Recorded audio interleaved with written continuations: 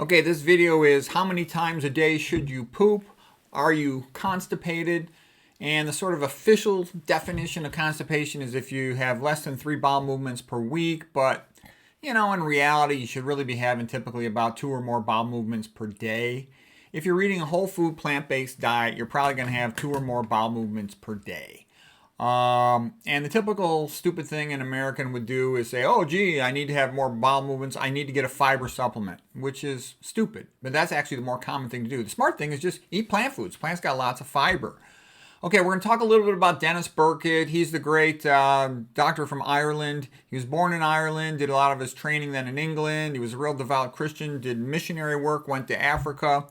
He had worked previously as a surgeon for a little bit in England, and he saw the typical pattern of Western diseases from the high-fat, high-meat, high-refined flour diet.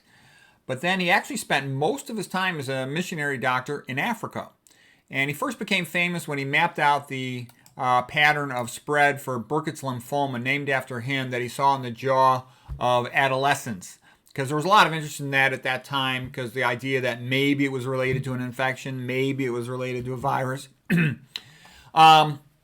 He became so famous from that, they made him epidemiologist, like of all the hospitals in Africa, and just about all of them. And he then studied patterns of other diseases. There were some English doctors, in particular Peter Cleve, who gave him his theory that all these Western diseases are caused by eating too many simple sugars, like jam on white bread with no fiber in it.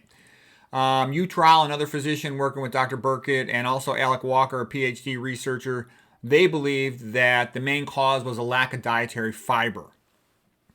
Okay? And I find this all quite interesting because if you look at like Ansel Keys, studying in the Mediterranean, after World War II, he felt that saturated fat was the big problem. Roy Swank, the multiple sclerosis expert neurologist from Canada, later Oregon, he felt excess saturated fat was the main problem.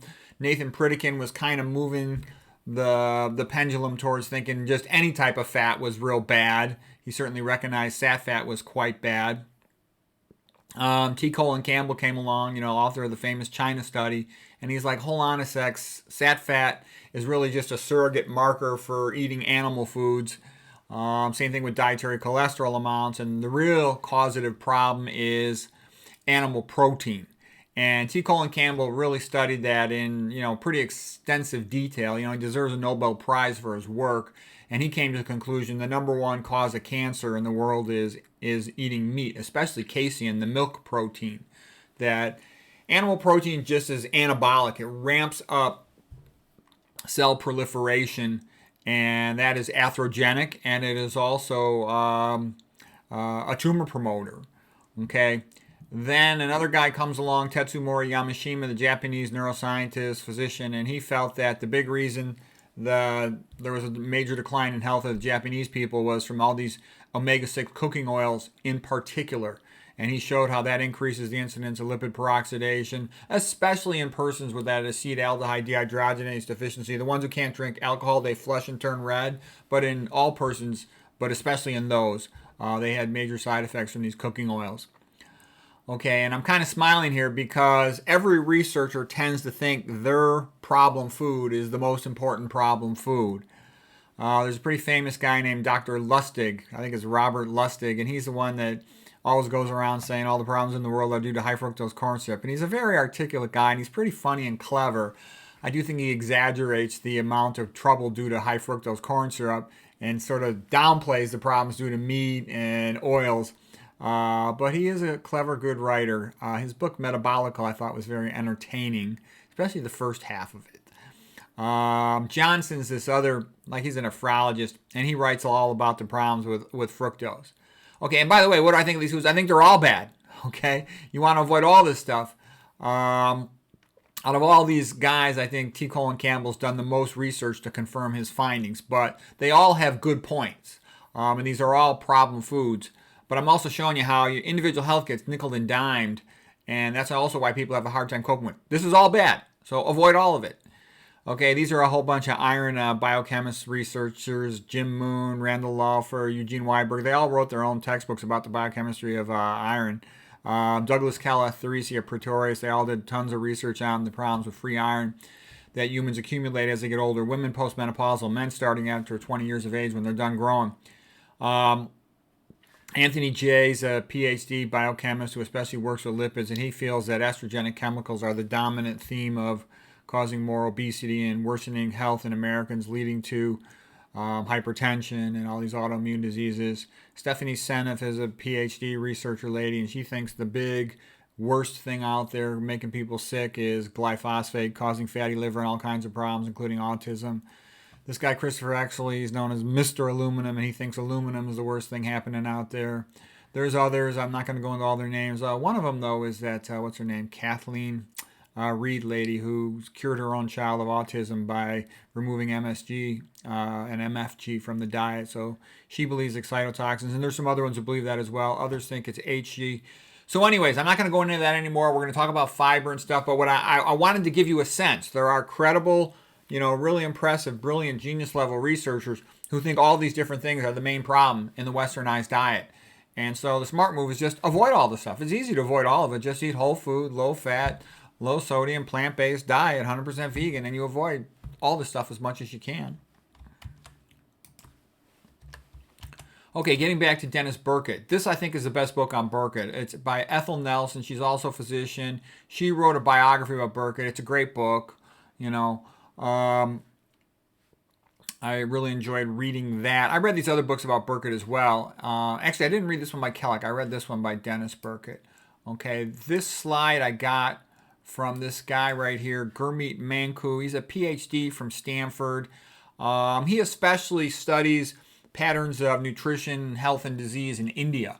But he's a very bright guy. I complimented him on some of his lectures and stuff, and he says, "Oh, you like my slides? Here, I'll let you see all of them." And he let me see all the slides, and he told me I'm welcome to use them in talks, so I'm using them here. His YouTube channel is Thankful to Plants, so he's got a lot of very good lectures on nutrition, and he's especially, like I said, interested in studying, what's happening with the dietary patterns of India. So I think he's on to something, and he could be the next, just like T. Colin Campbell wrote the China study book, he ought to write the India study book, because there's, a treasure trove of information there, and he could really come up with some good stuff, and he's a super bright guy. Okay, some more thoughts on Dennis Burkitt. When the doctors would come to Africa in the 1930s, 40s, and 50s, they already knew that Western diseases didn't occur in the rural Africans that were eating plant-based diet. One of the great papers of that was by Donison from the Lancet Journal, 1929, where they had 1,800 consecutive admissions to a hospital, and they checked the blood pressure on every patient, and none of them, not a single person, had hypertension, which I find rather amusing because in the United States, blacks have hypertension off the charts, and everybody always goes, oh, because they're salt sensitive, nothing you can do. That's not true. I told you the work from Richard Moore showed that the main reason that blacks in America have more hypertension is because they don't need enough potassium, and that's a fixable problem largely, okay? But almost no one knows that. That was discussed in the great book by Richard Moore called The High Blood Pressure Solution. That's a magnificent book. It's one of the greatest health pathophysiology books ever written. It's a masterpiece. If you actually want to learn pathophysiology, that book is a masterpiece. So, High Blood Pressure Solution by Richard Moore. Okay, so this had been known for a while, but nobody ever, studied it more formally. And Burkitt is the one who really started to study that formally. So here's again, it's another slide from Gurmeet Manku, PhD, Stanford, and it's showing that animal foods have no fiber. He's got a very good aesthetic sense. He sort of makes things beautiful and well organized. I'm, in comparison, kind of a slob. I need to get stuff done fast, so I just try to crank it out fast. But anyways, fiber comes from plants. By definition, the cell wall of a plant is made out of fiber. Okay, by definition, the plasma membrane of animals is stabilized by cholesterol. That makes it more rigid. So, animal food never has fiber. Okay, plant food always has fiber. That's why plant food is better, plus a whole bunch of other reasons. Okay, we're getting a little more detail about things that Burkitt said. Okay, he saw the pattern diseases from Western diets, and he noted that the transit time was slow with the meat diets. It sort of putrefies in your colon, and it leads to a dried out, constipated, like a tootsie roll, your poop. When you're eating a plant-based diet, you're going to get tons more fiber. Average American's eating around, 12 grams a day of fiber, whereas if you're eating a plant-based diet, you should be eating in the ballpark of at least around 70 or more, probably over 100 grams even. It depends how big you are. If you're an 80-pound woman, you're not going to eat as much fiber as, a 200-pound man.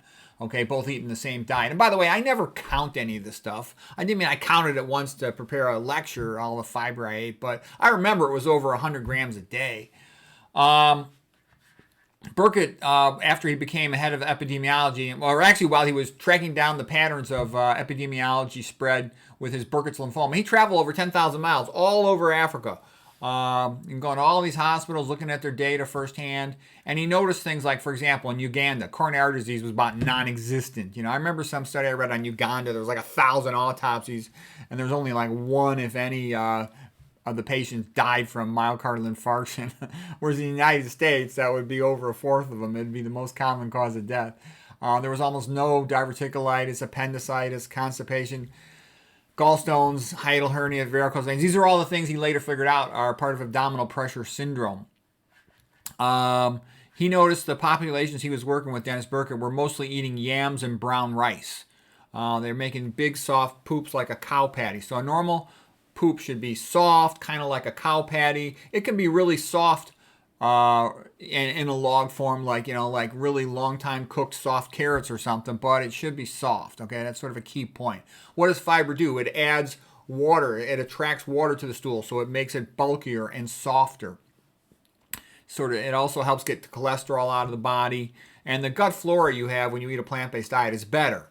You don't have the glucuronidase enzyme, so you don't unconjugate the estrogens that are excreted by the liver into the bile. So the persons have lower estrogen levels. Estrogen is a fat storage hormone. So that's another reason why they're skinnier. The fact that it helps defecate cholesterol out of the body makes you less prone to atherosclerosis. Plus, like I said, it facilitates you defecating more estrogen out of the body.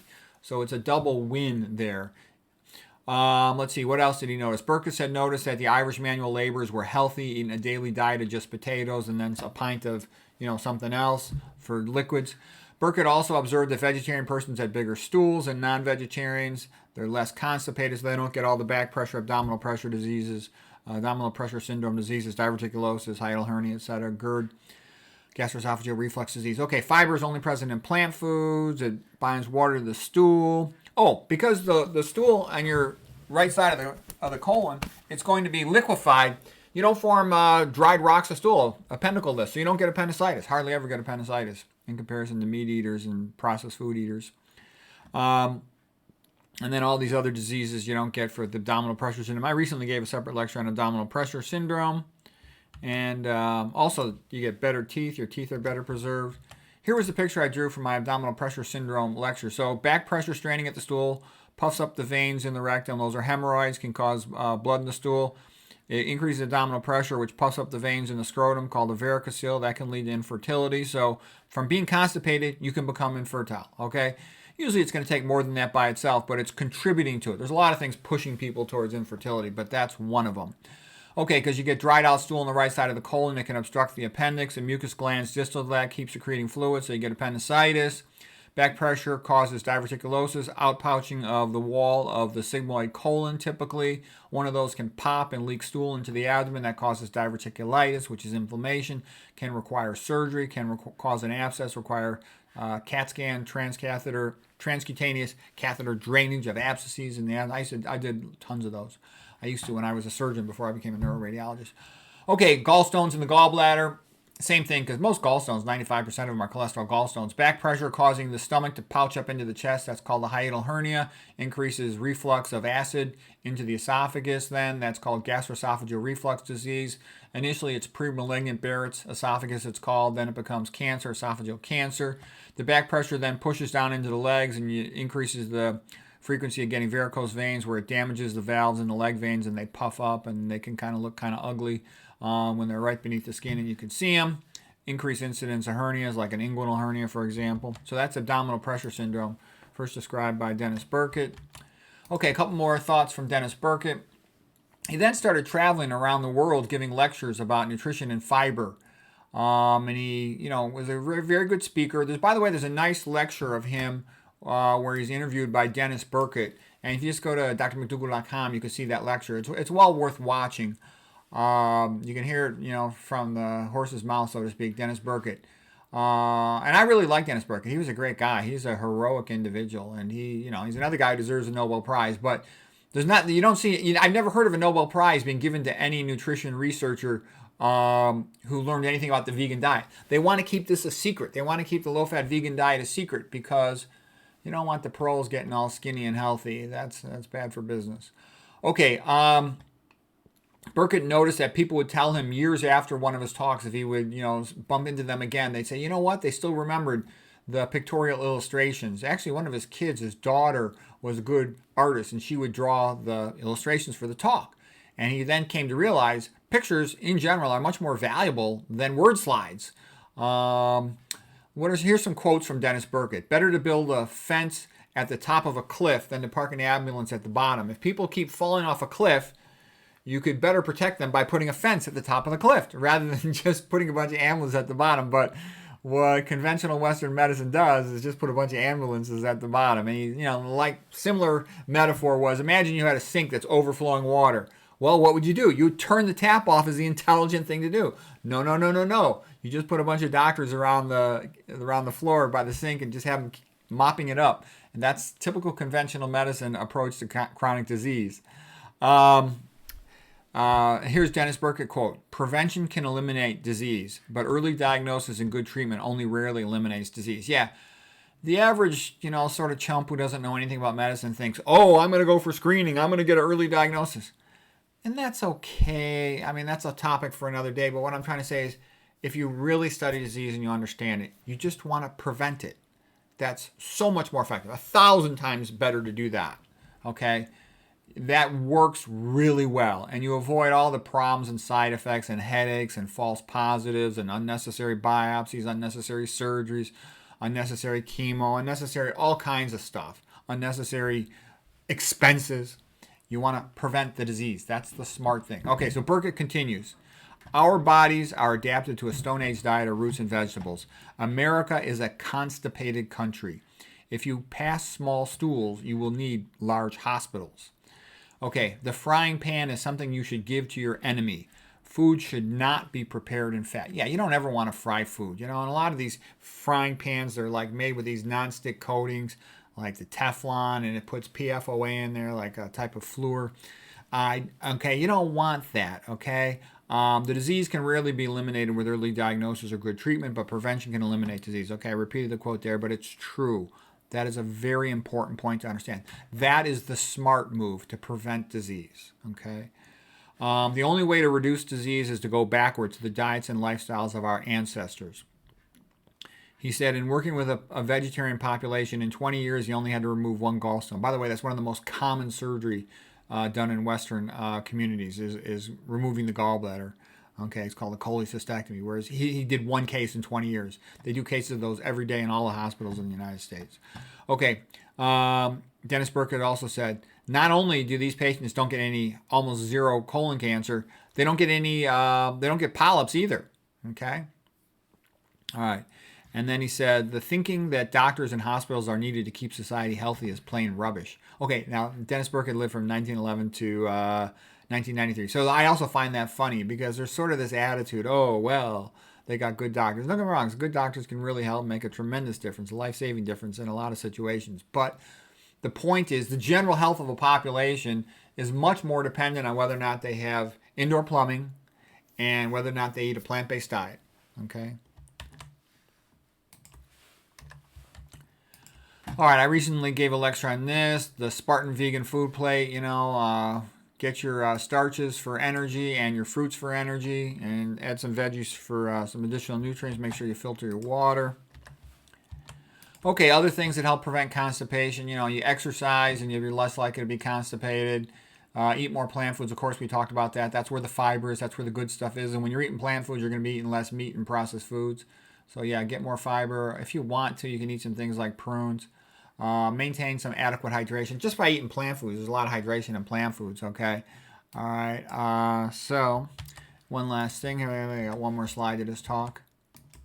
All right, so here's a couple books. I think this is a very good book. Dr. McDougall's Digestive Tune-Up. this gives you the basics. It gets right to the point. It's sometimes nice to have a paper book in your hand. This book also is quite good by Will Bulsiewicz. So McDougall's an internist. Bulsiewicz is a gastroenterologist. He's a smart guy. He's young, though. Young guys are still a little bit brainwashed into conventional medicine. He thinks everybody needs a tube up their butt almost.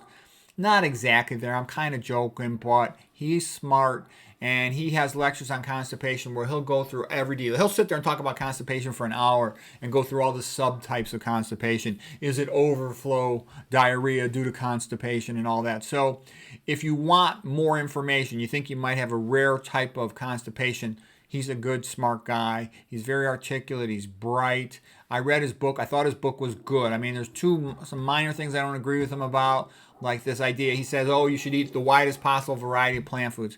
You don't need to eat that wide a variety. The Blue Zone people didn't eat that wide a variety. McDougall says you don't need to eat that wide a variety. I studied a whole bunch of indigenous populations. Look at the Papua New Guinea, they eat 93% of their calories from sweet potatoes. So you don't need that wide, okay? Theoretically, that might give you a little more variety of your gut microbiome, but there's really only two major gut microbiomes. There's the type from eating a plant-based diet, and there's a type from eating a meat and processed food diet. But anyways, he's good, okay? He's sort of a star in the vegan community. He's going to keep on getting better as he gets more experience and learns more.